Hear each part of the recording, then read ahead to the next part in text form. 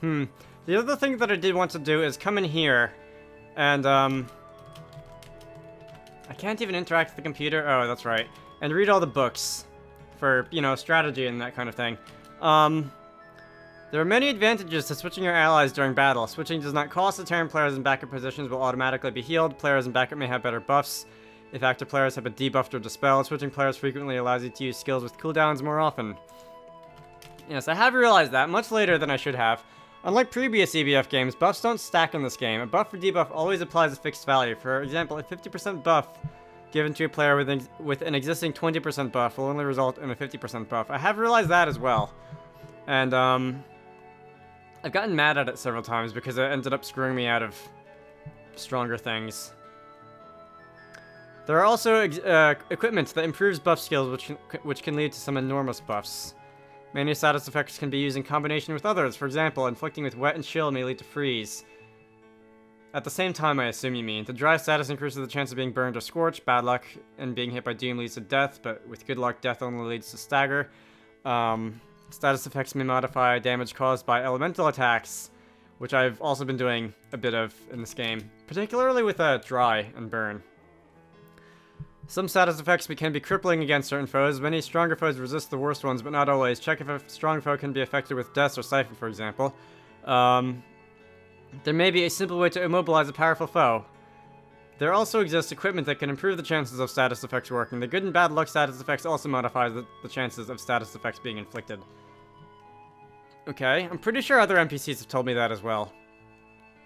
Remember to take a break from playing video games every hour or so. Prolonged sitting can lead to hemorrhoids and early death in real life. You should also try to eat a vegetable occasionally, and remember to not look directly at the sun. Nonsense. Skill combos can greatly multiply damage and are worth setting up more often than not. In 2 turns, you can buff your main attacker to buff the foe's defense, apply a status effect that improves elemental damage, freeze or stagger the foes, and then hit them with your strongest attack or 2. Or, if you've summoned the Viking model with 5. All of these together multiply the damage exponentially. This is especially useful before using, I think it's more linearly. Growth curves. This is especially useful before using limit breaks or other powerful attacks. Yeah, I haven't really liked using debuff attacks in this game, or in previous games, because a lot of the stronger foes that you'd want to use them on have a good chance of being immune to them or resisting them, bosses and what have you. And also, they tend to have moves that can just cancel out their own debuffs, so a lot of times it's not reliable, and if it is reliable, it doesn't last that long. Some foes may exhibit intelligent behavior. Always check if this is mentioned in their bestiary info. I haven't noticed that on any foes, but I have been made aware that it is a thing, and I think I've talked about it before.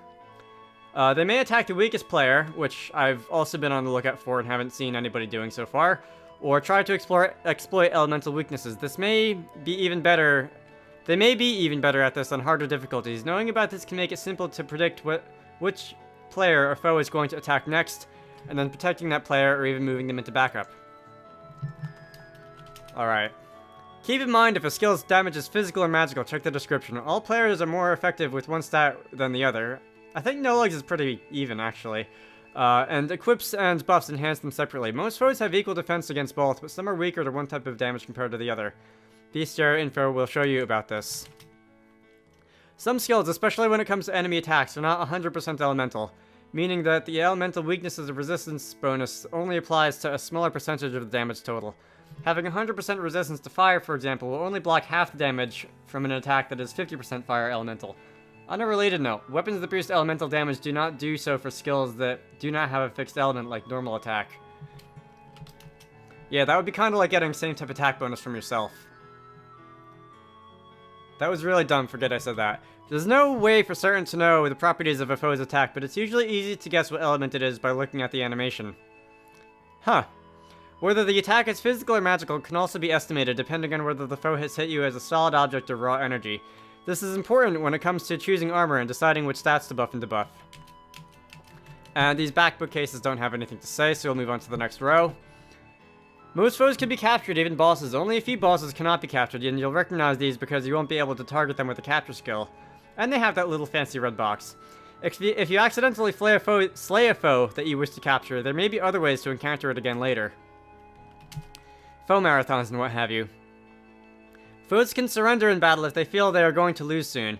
This usually depends on the HP ratio of the two sides, so hurting foes or healing allies can trigger this. I knew that hurting foes increases your chance of causing things to surrender, but I did not know that healing your allies does, so that's kind of neat. Surrendered foes will flee on the next turn, and battle rewards will be earned whether you show mercy or not. Foes may also surrender if all players have the lovable status. Good to know. When attempting to capture a foe, the chances of success can be seen in how many times the box shakes. The 3 shakes mean that it is very close, either way. Less shakes mean the outcome was more obvious. There is some randomness involved, but it is quite small. Relying on luck will usually not be enough to capture a foe.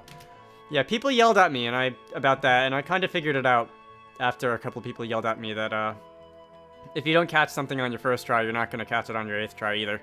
Positive status effects, defense debuffs, and high HP on a target foe will make it very hard to capture.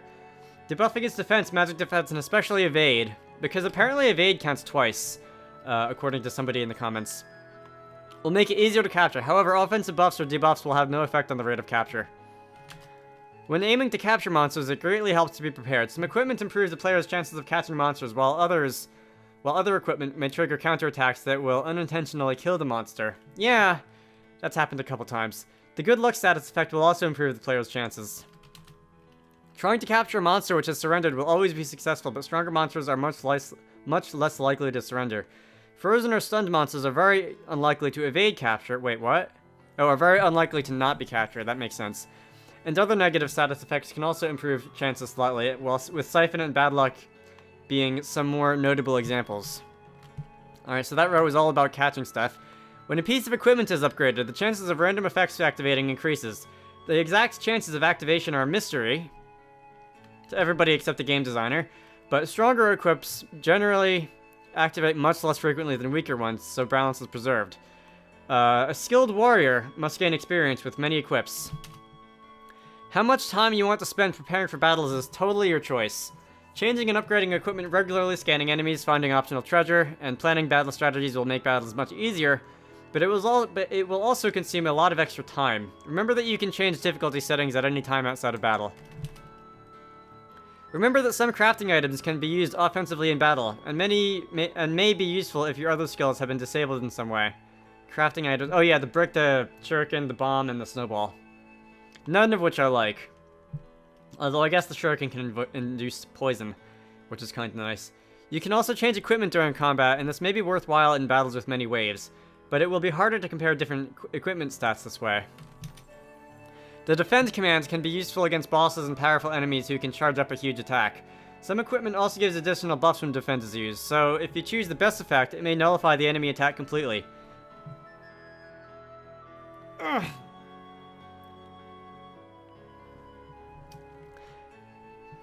Gotta stretch myself out a little, because I've been playing video games too long, like that one other bookcase said.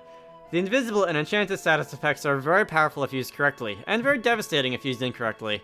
Also, some equipment can even turn defend into an offensive buff. Cool. Oh. That's probably for reading every book in the library, huh? Never be afraid to run from battle. A good strategy could be entering a battle, scanning the enemies, looking at their weaknesses, running away, then preparing yourself with more effective equipment. There's no penalty for doing so, and running away always succeeds, unlike some games. Most games. There are very few battles where you cannot attempt to flee. The only one I can think of would be the initial encounter with Lance, when he just kind of ran you over with a tank.